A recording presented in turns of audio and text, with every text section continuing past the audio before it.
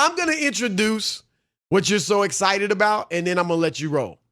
Bubba Wallace, who is one of the few African-American drivers in NASCAR. Is he the only one, Rob G? Rob G, I think he's the only one. He's either the only one or one of the few.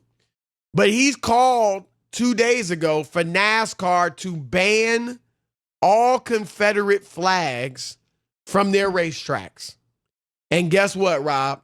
NASCAR did it. They announced today that they are banning the presence of Confederate flags at all NASCAR events. They say the presence of the Confederate flag at NASCAR events runs contrary to our commitment to providing a welcoming and inclusive environment for all fans, our competitors, and our industry. Bringing people together around a love for racing and the community that it creates is what makes our fans and our sport special. The display of the Confederate flag will be prohibited from all NASCAR events and properties. Go. And I am standing, Chris. I just got up out of my chair. I know music's coming. And probably. I'm applauding the people of NASCAR for finally doing what's right. Thank you, people of NASCAR. And you know what? They have to go against the people that are their customers, that are the people who buy their product. Not all, but that's always been a part of NASCAR and that Confederate flag. And for years, they fought against removing it. And they see what's going on in this country, and they see the movement and wanting people to be together and not being divided. That this should be a united states, a unity in people, no matter where you're from, what color, what race, what religion, or anything. And for years, people have, hid behind the idea that, oh, that's our Southern heritage. It has nothing to do with racist or against black people. Poppycock! Why in the world would we wave a Confederate flag for all the stuff that it stood for? And also, the Confederate flag tried to overthrow the Confederate States, overthrow the United States government. Why in the world and any other nation would you glorify people who tried to overthrow our way of life, who wanted to keep black people in slavery? Are you kidding me? And that flag still flew. And that's the reason why so many extreme hate groups still use that flag for what it stands for. They use that flag. They don't use the American flag. They use the Confederate flag for what it stood for. And you know what? On this day, Chris, I'm going to say, God bless America. Yes. I knew the music was coming. Cue the music. God bless America, because we're supposed to be a united nation. All under one, all being treated equal. I know people look at it and say, it's just a token gesture. Say whatever you want. We're going to pull down those statues all over the country that represent the past and the shame of the United States, and take a step forward into the new times, and let everybody know, why should we be uncomfortable? Why should we hold on to stuff from the past that we know is wrong? The Confederate flag is one of them. Take down all those statues of those Confederate generals. How dare we have those Confederate generals with their names on our military bases? No way, no how. The time has come for a change, and I think people are seeing this. This is going to hurt NASCAR. In the beginning, people were rejected. The people in the South who love the racing. They don't race in New York. They don't race in L.A. They race in the South. They race that's where their people are, Chris. And for them to stand up and say, we're not going to be a part of it anymore, even if it hurts us at the gate, even if some people say they'll never go back to another NASCAR race. They're doing what's right. We got to stop acting with our pocketbook and start knowing the difference between right and wrong and doing what's right. What NASCAR did today was right.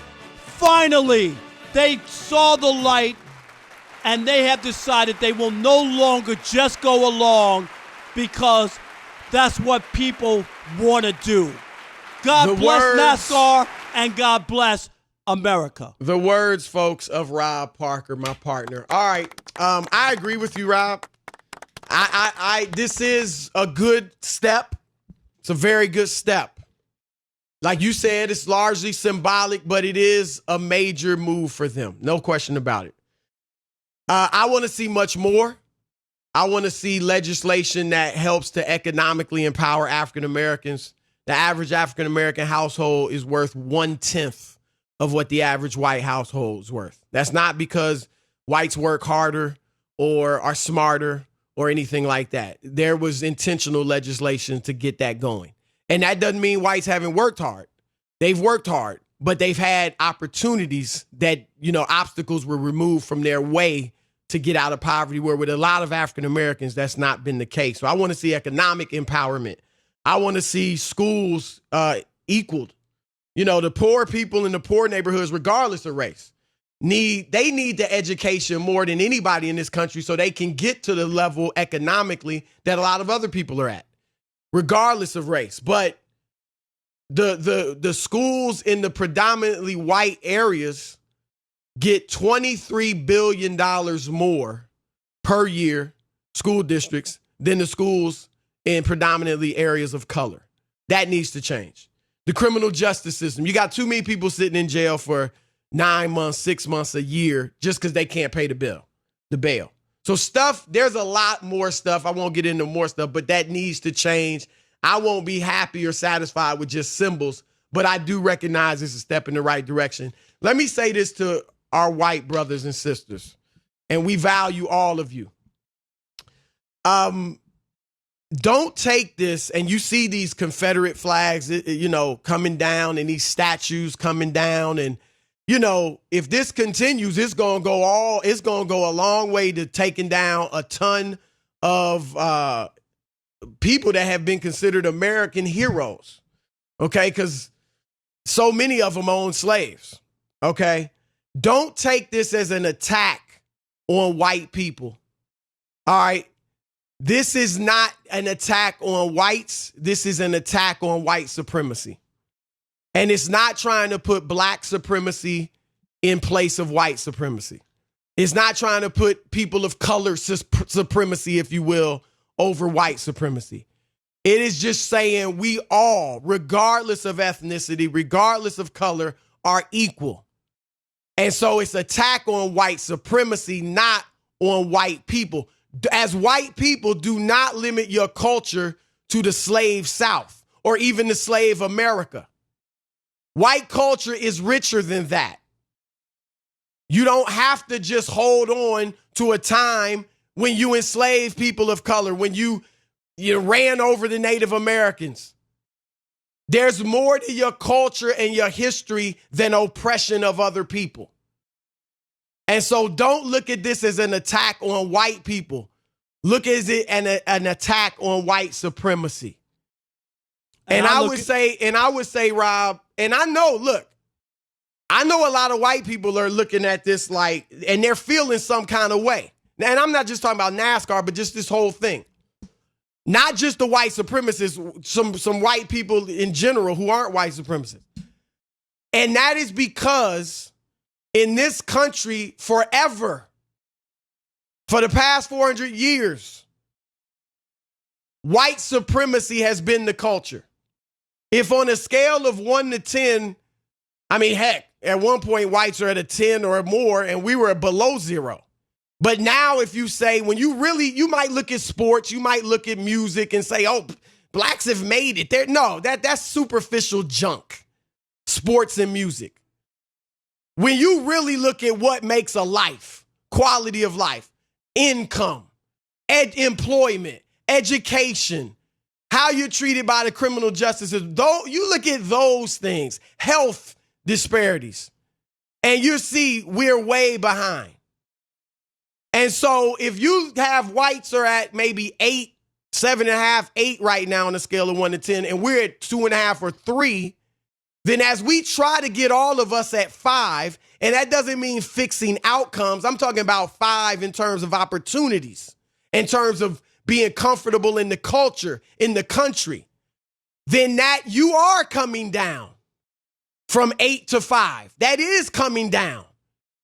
And it feels like you're coming down because you've been used to a white supremacist system. You've been used to all the textbooks glorifying European history, all the textbooks glorifying American history from a white perspective. All these, you mentioned it, Rob, the military bases named for white Confederate soldiers. That's been your culture. That's been we've been used to it too. Real talk. How? But it's time to come out of it. And Chris, the point is well said, and this is the reason why I am excited, is because to move off some of these things, Chris, that you would think should have been moved off years ago and stuck around, and especially NASCAR. I don't know, other than Brad Daugherty, how many black people and Bubba Didn't Wallace. Magic get involved to some degree, like on the he board might or have, something? but I don't know. Ownership? They're not playing to their crowd, Chris. When you talk about taking away the Confederate flag, aren't black people, there aren't any races going on in Detroit and black people in the crowd. I'm telling you. And that's why I think it's significant. And I'd love to hear from people on this and other stuff that should come down. We've already talked about it, Chris. They want to take Marge Schott's name off the University of Cincinnati Stadium. There are all things all over the country. What is it? Jerry Richardson down in Charlotte, they removed his statue away from the stadium. Well, it's going to go beyond sports, and it's interesting because, you know, you saw Army, like the defense secretary, say that they're open to renaming these military bases that are named off after Confederate soldiers, and President Trump has shot that down. So it's still a battle, and it's going to be interesting to see how far this goes. But yeah, the beginnings of it have come. And look, I said it yesterday.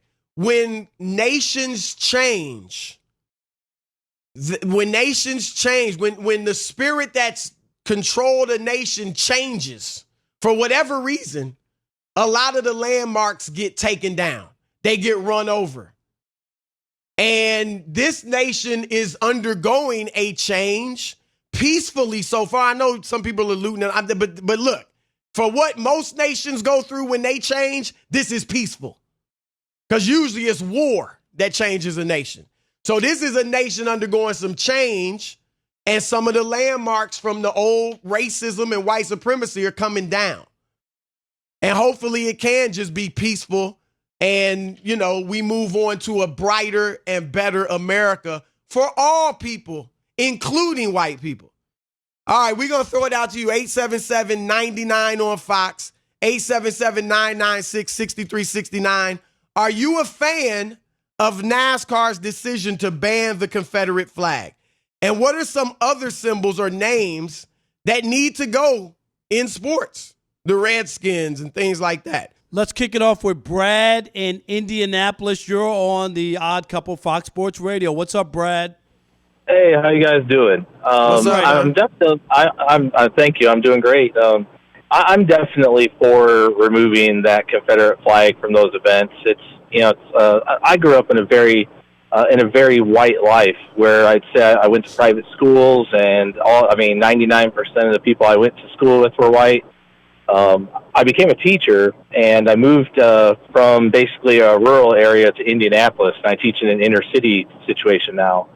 And it really opened my eyes. It opened my eyes to see that there are great people of white, black, Hispanic, refugees, you name it. There's great people of all shapes, sizes, and colors, but then there are also, some not so great people of all shapes, sizes, and colors. But, the big thing that I think that my perspective has taught me is that why or should I not treat my students of color the exact same way that I treat my own children? Why should I not give them every opportunity to, reach higher educational status, or to be able to apply for a greater college, or to, do bigger things in life that their families had never done before? And, it really made me mature and grow and become, very, very anti-racist, where like any of those symbols, they just need to go, man. I just don't like them. No That's doubt, a great Brad. call. That's Thank a great you. call. Thanks I'm sure for teaching it our opened children, too, and I mean all our children. Right. Because teachers are so important, Chris. You know that. No question. No Joe in Fort Lauderdale, you're on the Odd Couple Fox Sports Radio. What's up, Joe? Did we lose Joe? How about trucker Justin in Minnesota? You're on the Odd Couple Fox Sports Radio. Yo. There it is. There it is. Gentlemen, I could not agree with you more. I have been preaching this for years about the Confederate flag, trying to say that the Confederate flag means anything except for backing racism is like trying to say that an apple is an orange. It just doesn't. You can't change what it means, period. And I'm so happy that they did this. And as a white dude from Minnesota, I'm listening. Thank you. There you go. Thanks my trucker man. Justin. Thank you. Man, Strong. that's awesome. How about Fernando in Texas? You're on the Odd Couple Fox Sports Radio. What's up, Fernando? Hey, how you doing? Talk to you gentlemen again. No, definitely it's the right thing to do. I, as a Mexican American, I remember driving through the state of Colorado with my family, and that was just to see that Confederate flag it's a small town, I don't know, somewhere in the state. That just it evokes feelings of racism for any ethnicity, for any person like one of the two colors. Doesn't matter. You could be white too. It's unacceptable. Say a symbol of treachery, and there needs to be more, like in sports, more of the leagues need to be held accountable. And that's the Confederate flag. That's not the American flag. There's no reason to be. Everybody knows that only stands for racism and hate. Right. It does. That's Fernando, right. Thanks for the call. It does. There's no other question. way. Because, Chris, they always said, oh, that's our Southern heritage. You can't take that from us. No. Your Southern you got heritage the American was that you flag like the rest of us. Right. You know? But the Confederates tried to overthrow the government. Right. Right. Chris no question. in Minneapolis. You're on the Odd Couple Fox Sports Radio. What's up, Chris? Hey, guys. How you guys doing today? Great. Good, man. How are you? Good, man. I listen to you guys every day. You guys are awesome. I just you. wanted to say, man, it is great that they're taking down these flags. I took my dad a couple years ago for his 70th birthday to a race. He's been a lifetime NASCAR fan. And we're white. And I had never felt more uncomfortable in my life with these kind of people there. Wow. It was insane. And, I couldn't believe it. The people that come out to these things are nuts. They wave their banners, they wave their flags, tattoos all over Confederate flags. Get this out of there. No place in this world right now. It's right. Filthy. Dude, it's filthy. I don't know if either you two ever been to a race or been around a race. I have. I've covered some. I've covered some in Michigan when I was a columnist in Detroit, so I've been a few. What was it like? And I don't remember seeing, like I say, it's suburban Detroit, in Michigan, Chris, in the Midwest. Yeah. So I don't remember seeing the Confederate flag at that point, but I know that that's customary at a lot of races. And for a long time, there were people who tried to get NASCAR to ban it, and they wouldn't do it, Chris. And I think, for them to pull the plug, and what was it, Bubba Wallace, Chris, 2 days ago or 3 days ago, whatever it was? 2 days ago. Yep. And to see things move, and like I say, they're not playing to their base. Their base is not happy right now. Am I right, Chris? The people who buy tickets. I mean, you just heard the description of what it's like at a race down there. So, yeah, probably not. You've never been? You've never been? No, never been to a race. I've covered a few auto races, but never NASCAR. And like you said, they were in Cleveland. Right. So I've in the never Midwest. been down south. But I'll tell you what, my family, as many black people, most black people, family roots down south in Louisiana. And when I go down there, it feels backwards. It feels like it's a part of the country where blacks know their place and whites like it that blacks are in their place. You know what I'm saying? Like you feel the difference in the South. Chris used to say to me all the time, my dad was from Wildwood, Florida, which is outside of Orlando. So he was born in Florida. My late mom was born in Selma, Alabama. So you're talking about the South, both of them. Right. And my dad always said to me, you're so blessed and fortunate that you grew up in New York. And I would say, what do you mean? He said, when I grew up in Florida, in Wildwood, it was awful. He said the way that we were treated, how the police dealt with us, how afraid we were, Chris, to go out of our own neighborhood. He said to me, he says, I don't even know how I survived down there. It was that bad. And he lived in the South. Yep.